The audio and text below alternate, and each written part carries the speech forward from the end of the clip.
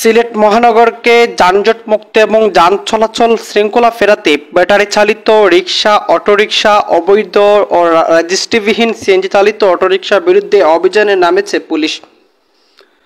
মঙ্গলবার 24 সেপ্টেম্বর সকাল থেকে অভিযান শুরু করে সিলেট মেট্রোপলিটন পুলিশের ট্রাফিক বিভাগ জানিয়েছে, সড়ক শৃঙ্খলা ফেরাতে তাদের এই অভিযান অব্যাহত থাকবে।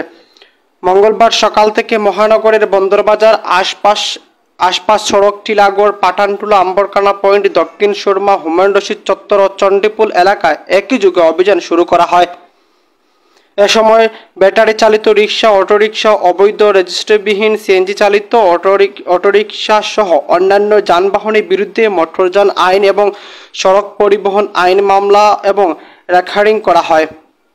সিলেট মেট্রোপলিটন পুলিশ উপকমিশনার ট্রাফিক BM আশরাফুল্লাহ তাহের জানান, মহানগরের ভিন্ন জায়গায় অবৈধ সিএনজি চালিত অটোরিকশা, টমটম যত্রতত্র পার্কিং করে রাখছে।